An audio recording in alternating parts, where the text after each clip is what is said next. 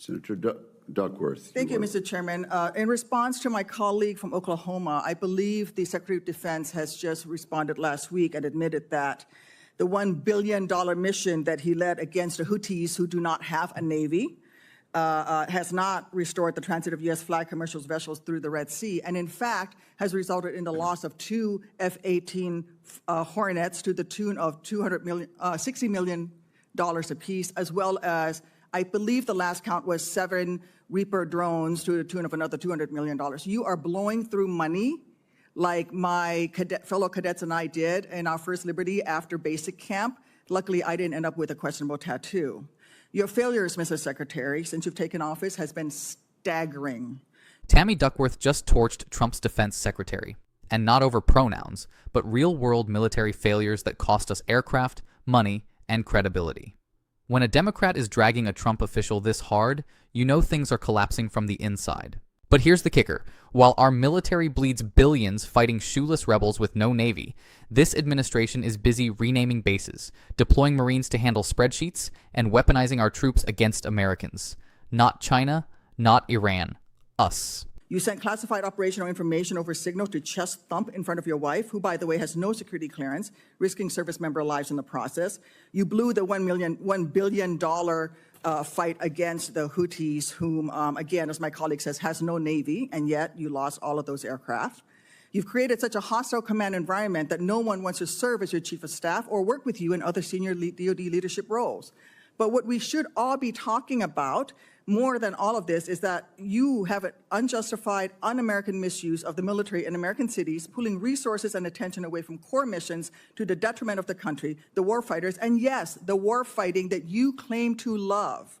I don't know if this is because you are too inexperienced and incompetent to understand the real threats facing our country, or if it's because you are just an unqualified yes man who can't tell the president how to keep Americans safe. You are focusing on renaming basis for Confederate generals. You said just now to Senator King that to a man and to a woman, we would rather be associated with the old Confederate names. Well, I am one of those women. I served at Fort Rucker, Alabama, a base that was named for a traitor who took arms against the United States of America, led troops who killed Americans.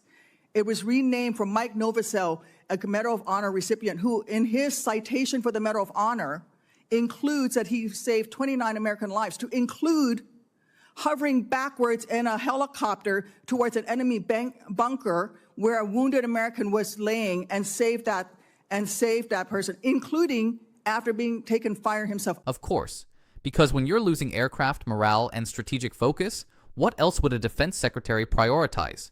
Renaming military bases, not troop readiness, not global threats. Do you feel safer yet? Or just more inclusive while China builds hypersonics? I know a little something about what it takes to fly a helicopter when you've been hit by enemy fire. That was heroic. I'd rather be associated with Mike Novosel than a failed Confederate traitor. I don't know whether you are inexperienced or too incompetent, but I wonder when you will actually focus on our nation's warfighting mission. We know that California is just a deliberate, systematic, political, and dangerous campaign led by you. We should not be using our military to play cops against Americans. General Kane, as chairman, a key part of your job is to coordinate military planning across the joint force. Is the department currently incorporating into any military plans expanding the use of the reserve forces to include the National Guard or active duty troops to support domestic law enforcement, including in other locations in the United States? Senator, you know, we careful. No, General.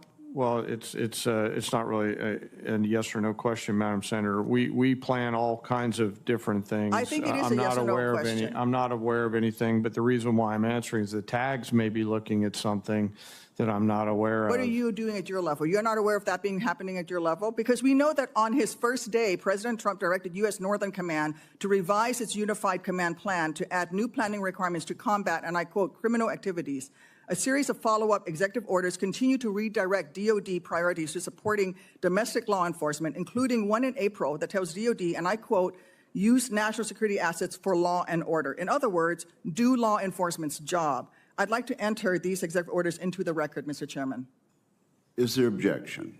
Without objection, so ordered. Secretary Hegseth, you say you are focused on warfighting and warriors. These are your words.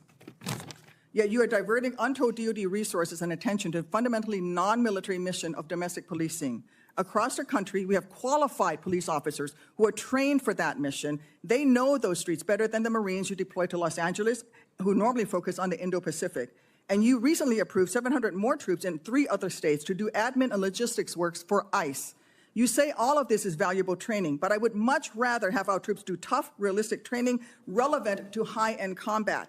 Instead of typing in spreadsheets for ICE, they should be conducting live-fire maneuver exercises. Instead of patrolling American neighborhoods and standing in front of federal buildings, they should be rehearsing call for fire missions. We have local police who can stand in front of those federal buildings. And the list of distractions goes on. We've turned the U.S. military into glorified mall cops. You know what happens when you ask warriors to do a cop's job? You end up with neither done well. The DoD isn't a diversity initiative, and it's not the DMV. It's supposed to fight wars, not fill out Excel sheets for ICE while pretending that's valuable training. You are encouraging the DoD workforce to go work for DHS in increasing numbers. You're pulling the military away from facing foreign enemies who literally say things like death to America. And you're putting troops with weapons aimed at Americans. Mr. Secretary, let the military get back to its real job. Stop forcing them to do DHSs. And if you want to be DHS Secretary, maybe you can apply for that job when you're fired from this one due to your incompetence. Here's the truth. Tammy Duckworth didn't suddenly become a conservative. This is how bad things have gotten under Trump's Pentagon. When even a Democrat veteran starts grilling a defense secretary like a burnt steak, you know something's rotten. This isn't about left versus right anymore. It's about whether anyone in charge remembers what the military is actually for. Leave a comment. Should we be using combat troops for neighborhood patrols and name changes?